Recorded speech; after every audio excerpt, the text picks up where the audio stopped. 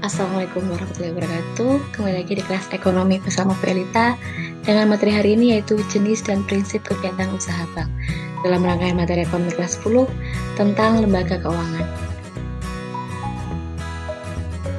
Jenis-jenis bank kita kelompokkan berdasarkan fungsinya dan berdasarkan kepemilikannya. Yang pertama, berdasarkan fungsinya, bank dibagi menjadi tiga. Yang pertama adalah bank sentral, kemudian bank umum, dan yang ketiga adalah bank berkreditan rakyat atau BPR. Kita lanjutkan ke penjelasannya. Bank sentral adalah suatu lembaga keuangan yang memiliki tanggung jawab atas kebijakan moneter di suatu negara. Di Indonesia, fungsi bank sentral diselenggarakan oleh Bank Indonesia. Lalu apa saja sih tugas bank sentral tersebut? Tugas bank sentral yang pertama adalah menetapkan dan melaksanakan kebijakan moneter. Ditetapkannya kewajiban kebijakan moneter harus dilakukan guna mengendalikan peredaran jumlah mata uang yang ada di masyarakat sehingga seluruh harga produk barang dan jasa dapat dikendalikan. Yang kedua adalah mengatur dan menjaga kelancaran sistem pembayaran. Maksud dari sistem pembayaran ini adalah sistem pembayaran tunai dan non-tunai. Bank Indonesia berperan penuh dalam melahirkan aturan, standar, kesepakatan, dan juga prosedur untuk digunakan dalam mengatur peredaran uang. Sedangkan tugas yang ketiga adalah mengawasi dan mengatur sistem perbankan. Dalam hal ini, Bank Indonesia selaku bank sentral harus melakukan pengawasan makroprudensial guna menjaga kestabilan sistem keuangan yang berlaku di Indonesia. Kebijakan makroprudensial merupakan suatu kebijakan yang disusun untuk memberikan batasan pada resiko dan biaya krisis yang sistemik agar tetap bisa menjaga keseimbangan sistem keuangan di Indonesia.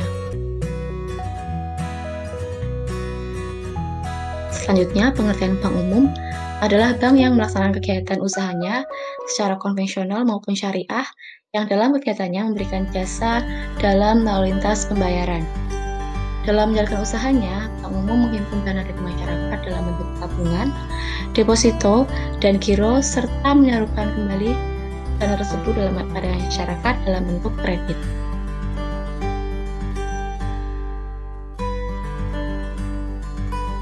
Kemudian bank umum berdasarkan ruang lingkupnya dibedakan menjadi dua atau dikelompokkan menjadi dua. Yang pertama adalah bank umum devisa, yaitu bank umum yang memiliki izin untuk melakukan transaksi pembayaran dalam valuta asing seperti BNI, BRI, Mandiri, dan BCA.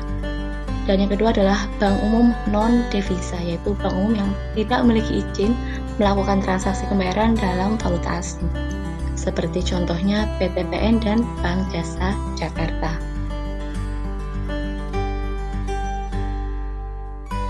Kemudian untuk bank berdasarkan fungsinya yang ketiga, yaitu Bank Perkreditan Rakyat atau BPR. Bank yang dalam kegiatannya tidak memberikan jasa dalam lalu lintas pembayaran. Kegiatan utama BPR adalah menyalurkan kredit kepada masyarakat, pengusaha mikro, kecil, dan menengah, dan juga sebagai lembaga simpanan yang terpercaya dengan pelayanan dan persyaratan yang cepat dan sederhana menggunakan prinsip 3T, tepat waktu, tepat jumlah, dan tepat sasaran. Perbedaannya dengan bank umum dalam hal simpanan adalah BPR hanya boleh menerima simpanan dalam bentuk tabungan dan deposito berjangka, sedangkan giro tidak boleh dimasukkan ke dalam simpanan. Dalam bank BPR dan juga BPR dilarang melakukan transaksi dalam valuta asing. Kemudian selanjutnya, jenis bank berdasarkan kepemilikannya dibagi menjadi 5. Yang pertama adalah bank persero, yang kedua adalah bank swasta, yang ketiga adalah bank pembangunan daerah, yang keempat adalah bank campuran, dan yang kelima adalah bank asing.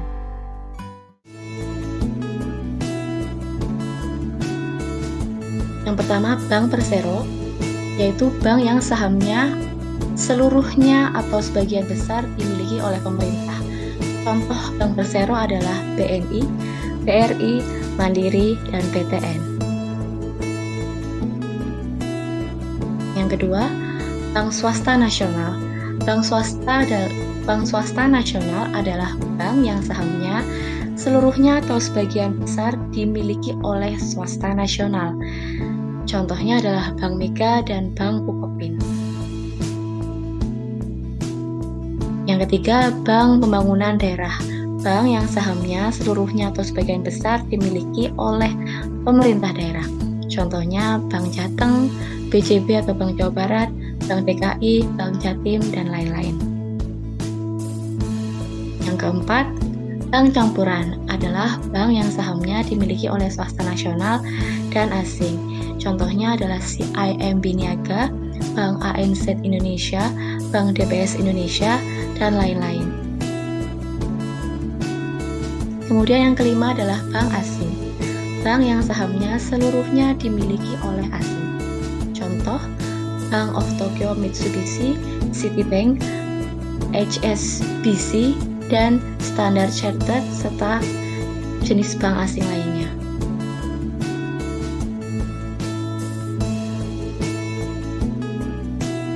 Kemudian masuk ke bahasan selanjutnya tentang prinsip kegiatan usaha bank. Dalam prinsip kegiatan usaha bank yang berkembang di Indonesia terdiri atas prinsip konvensional dan prinsip syariah.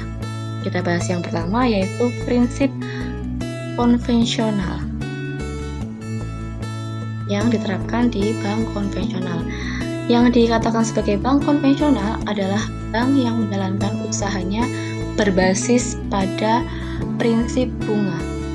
Imbalan yang diterima oleh pemilik tabungan deposito atau giro dihitung berdasarkan bunga, baik produk simpanan dan pinjaman keduanya menggunakan bunga. Penentuan bunga oleh bank konvensional mempertimbangkan ketentuan bunga acuan dari Bank Indonesia yang biasa disebut BI rate.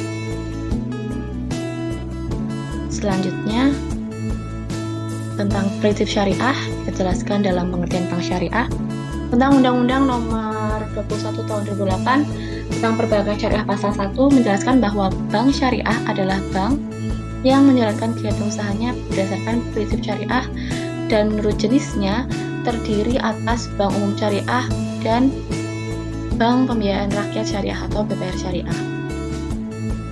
Dalam pengertian umumnya, bank syariah adalah lembaga intermediasi dan penyedia jasa keuangan yang bekerja berdasarkan etika dan sistem nilai Islam, khususnya yang bebas dari unsur bunga atau riba, kegiatan spekulatif yang non-produktif seperti perjudian atau maisir, dan hal-hal yang tidak jelas serta meragukan atau gharar.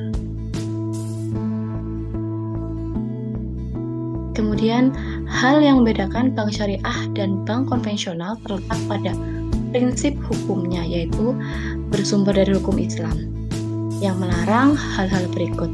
Yang pertama, perniagaan atas barang-barang yang haram, bunga atau riba, perjudian dan spekulasi yang disengaja atau maisir, dan ketidakjelasan serta manipulatif atau gharar. Yaitu materi hari ini tentang jenis-jenis dan kegiatan usaha bank. Semoga bermanfaat. Kita lanjutkan materi selanjutnya pada pertemuan selanjutnya. Kita ucapkan terima kasih atas perhatiannya. Assalamualaikum warahmatullahi wabarakatuh.